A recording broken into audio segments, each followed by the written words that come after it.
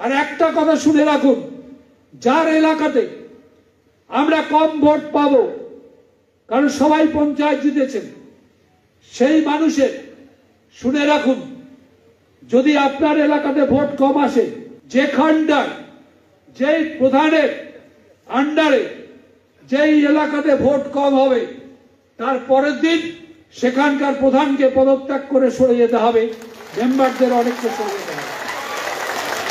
যেই পঞ্চায়েত সমিতিতে আমরা ভোট কম পাবো, সেই পঞ্চায়েত সমিতির সভাপতিকে তার পরের দিন পদত্যাগ করতে হবে।